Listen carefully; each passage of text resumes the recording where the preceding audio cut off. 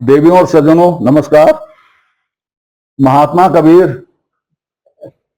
का सच श्रृंखला में हम लोग कबीर की विद्वता पर चर्चा कर रहे थे और इसमें हम गीता पर थे और हमने बताया कि गीता के बहुत से मंत्र कबीर वाणी में यथावत हैं और बहुत से भावानुवाद वाले हैं। जैसे गीता का एक प्रसंग है जिसमें अश्वत्थ वृक्ष की बात कही गई है। अश्वत्थ वृक्ष वाली बात जिस तरह से कठोपनिषद में है, जिस तरह से गीता में है और एक और उपनिषद में है, उसी तरह से 3 तरह से कबीर वाणी में उस वृक्ष का जिक्र है। 3 तरह से उस वृक्ष का जिक्र है कबीर वाणी में।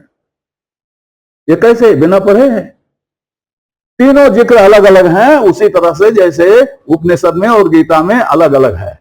थोड़ा थोड़ा फर्क है, वैसे कबीर वाणी में भी थोड़ा थोड़ा फर्क है। अब उसका संदर्भ देंगे आपको तो मामला बड़ा लंबा हो जाएगा, तो थोड़ा इसको शॉर्ट करना चाहते हैं। तो खाली यह कहना है कि जब आप गीता पढ़िए और कबीर वाणी आप साथ में रख लीजिए, फिर आप देखिए कहां कहां सामने मिलता है। तो आप जैसे देखिए, एक बड़ी प्रसिद्ध वाणी है कबीर की, कहें कबीर सुनो हो लोई, भूतवक पुजले भूतवा होई।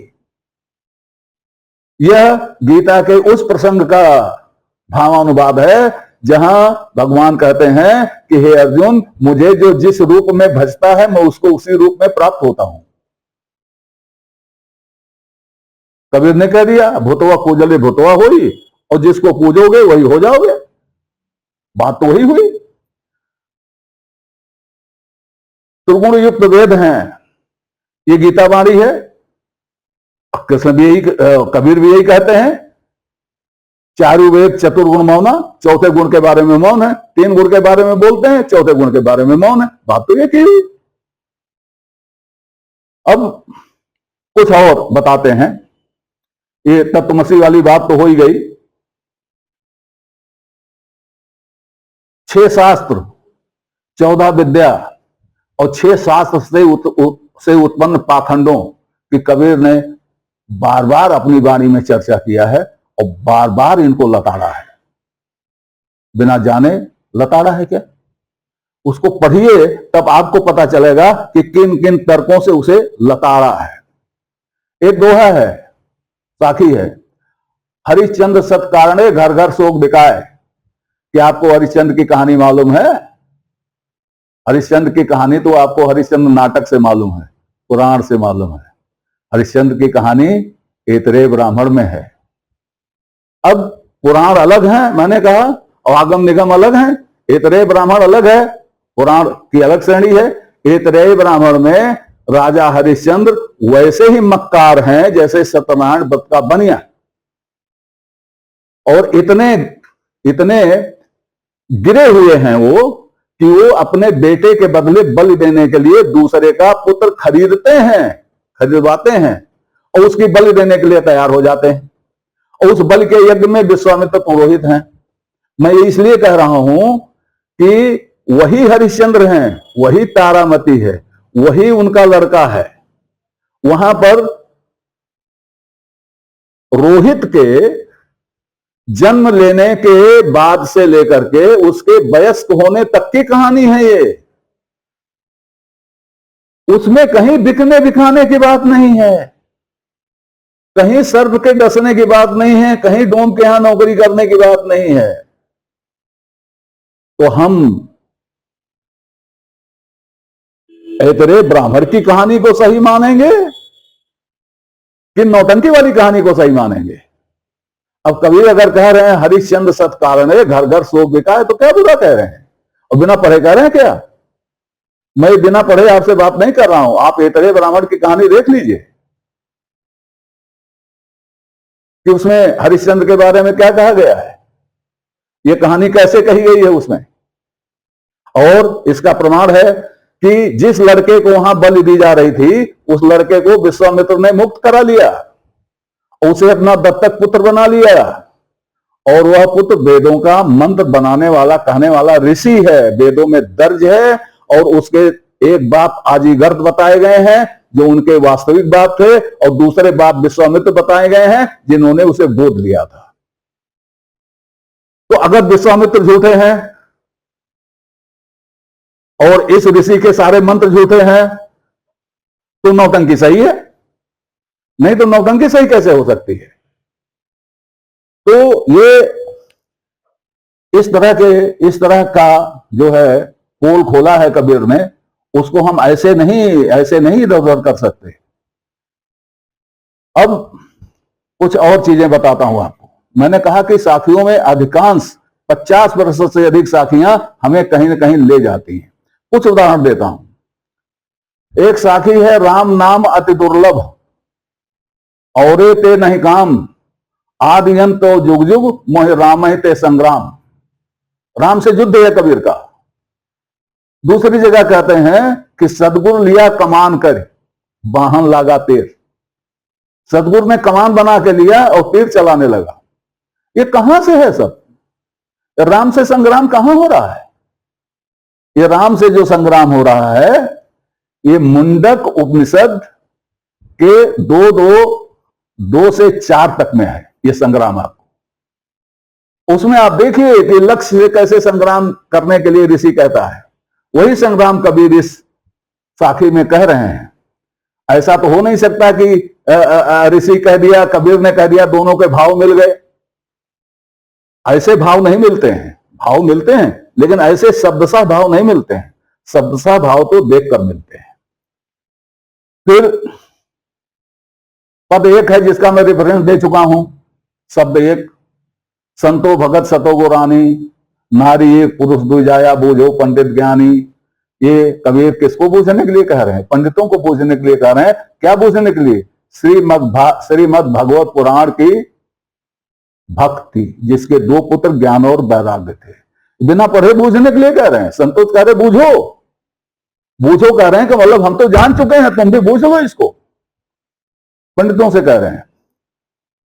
अब इसी तरह से भक्ति की बात स्वामी शंकराचार्य जी ने कहा, भक्ति को स्वस्वरूप अनुसंधान भक्ति है। यही तो कबीर का निज तत्व अनुसंधान है। स्वस्वरूप अनुसंधान और निज तत्व अनुसंधान में कोई फर्क नहीं है। शंकराचार्य की भक्ति है कि स्वस्वरूप अनुसंधान, और कबीर की भक्ति है निज स्वरूप अनुसंधान। बात तो एक ही है। पीछे लागा जाए था लोकवेद के साथ, आगे थे सदगुरु मिला दीपक दिया हाथ। यह क्या समझते हैं आप? ये ऐसे ही है। ये आपको कहां कहां ले जाएगा? अंधा अंधा खेलियां दोनों को पड़ंत, ये उपनिषद वचन है। भेरा देखा जर्जरा कूद पैरो फरंक, उपनिषद वचन है।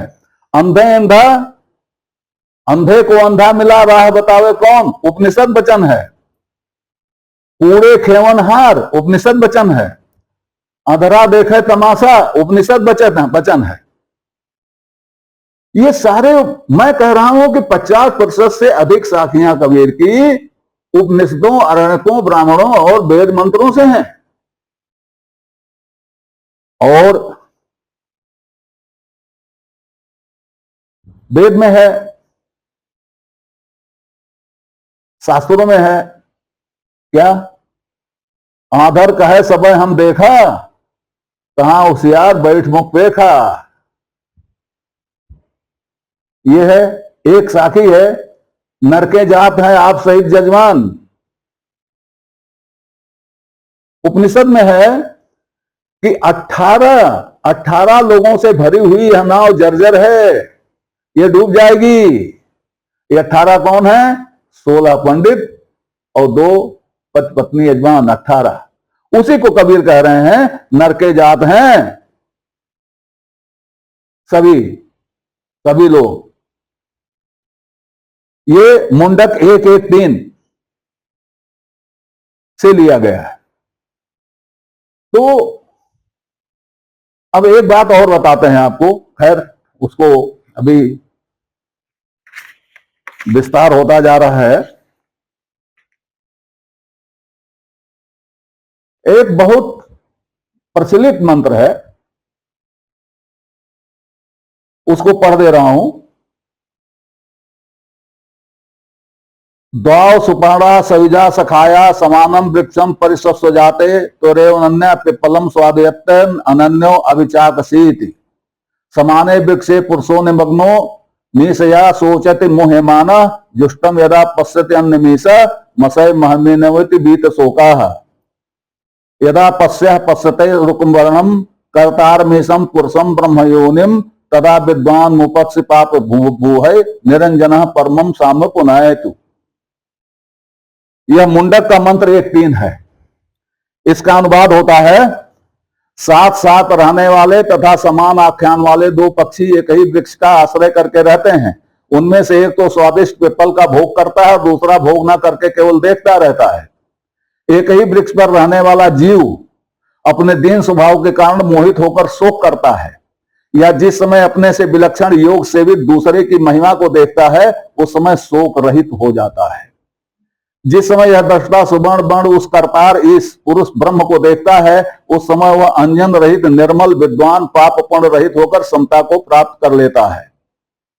इसी तरह का मंत्र श्वेताश्वतर उपनिषद में है। अध्याय 4 मंत्र 5 अजामेकम लोहित शुक्ल वर्णम यहवी प्रजा सुरमाना स्वरूपा अजो हेको जुष्माणो नुसूते अहत्ते नाम भुक्त भोगाम जो अन्य। अपने अनुरूप बहुत सी प्रजा उत्पन्न करने वाली एक लोहित शुक्ल और कृष्ण वर्ण की बकरी को एक बकरा सेवन करता हुआ भोगता है, दूसरा अज उस मुक्त भोगा को त्याग देता है। अब श्वेताश्वर उपनिषद में मुंडक उपनिषद के जो मैंने बताया मंत्र 1 व 2 व मंत्र 6-7 यथावत रख दिए गए हैं। इससे इस मंत्र की महत्ता स्पष्ट होती है। इन्हीं मंत्रों के भाव को प्रकट करते हुए रामचरितमानस की वह चौपाई है, सन्मुख हो जीव मोह जवहीं जन्म कोटि अघ नासहु तबहि। बदल दिया, बिल्कुल बदल दिया। देखिए, उपनिषद का ब्रह्म बिल्कुल नहीं बोलता, वो केवल देखता रहता है। यहां तुलसीदास का ब्रह्म बोल रहा है। दूसरे उपनिषद का ब्रह्म कहता है समता प्राप्त कर लेता है, समता प्राप्त कर लेता है। और तुलसीदास जी का ब्रह्म क्या कहता है, अघ का नाश कर देता है। अघ माने पाप, पाप का नाश कर देता है। पाप का नाश करने से मुक्त कहां होती है? मुक्त तो कर्मों के नाश होने से होती है, और मुक्त होती है तो समता प्राप्त हो जाता है।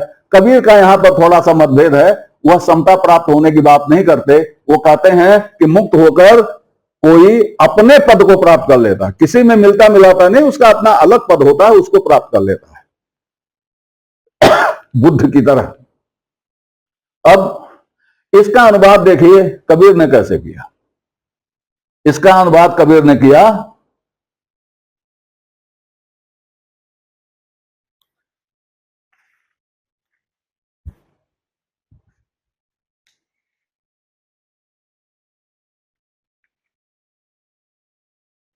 इसका अनुवाद कबीर ने किया, कोट कर्म पेले पलक में जो पलकक जो कोट कर्म पेले पलक में जो रंचक आवे ना।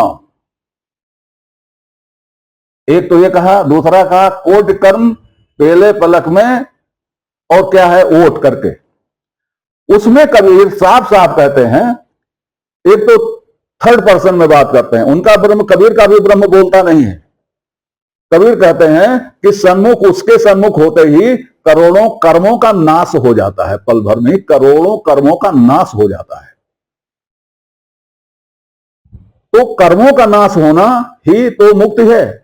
पाप का नाश होना मुक्ति नहीं है, कर्मों का नाश होना मुक्ति है। तो कबीर का अनुवाद बिल्कुल सटीक है, और मुझे खेद से कहना पड़ रहा है कि अगर अनुवाद है तो रामचरित का मानस का अनुवाद उपनिषद के इस मंत्र का सटीक अनुवाद नहीं है।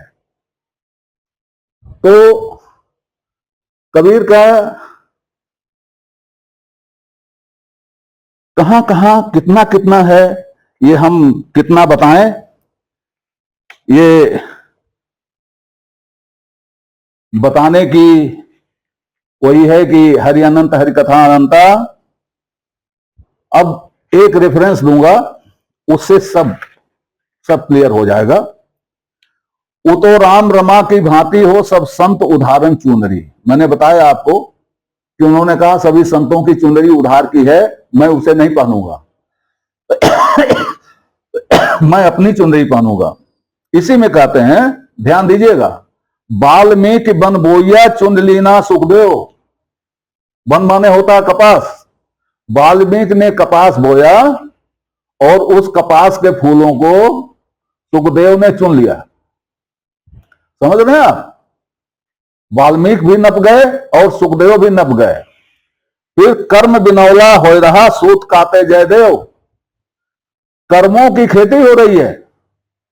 कपास बोया, फूल चुना, बिनौले निकले, बिनौले बोए गए, फिर बिनौले उगे, अब सूत हुआ और जयदेव सूत काटने लगे। जयदेव को आप जानते ही होंगे, गीत गोविंद वाले। जयदेव सूत काटने लगे।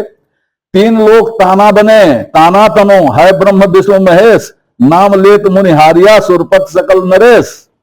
विष्णु जिभ्या गुण गाइया बिन बस्ती का देश, सोने घर का पाहुना तासों लाइन हेत। चार वेद काड़ा कियो निराकार कियो राज, बिने कबीरा चुनरी मैं नहीं बांधन वाले। सब कुछ तो आ गया, वाल्मीकि से लेकर के जयदेव तक सब आ गए। और सबको कबीर ने बिनौले की खेती करने वाला, सूत काटने वाला बना करके कह दिया कि इनकी चुनरी हम नहीं पहनेंगे। तो क्या बिना पढ़े कह दिया? अब इसी पर कबीर की विद्वता के बारे में बहुत विस्तार हो गया। इसको समाप्त करते हैं। अगले अंक में आगे की बात देखी जाएगी। तब तक के लिए नमस्कार। आपसे निवेदन है कि श्रृंखला को अपनी लाइक दें, इसको सब्सक्राइब करें और कमेंट बॉक्स में जाकर अपनी टिप्पणी प्रस्तुत करें, अपनी जिज्ञासा व्यक्त करें, अपने प्रश्न पूछें। यथा समय आपकी जिज्ञासाओं और प्रश्नों का समाधान करने का प्रयास किया जाएगा। धन्यवाद।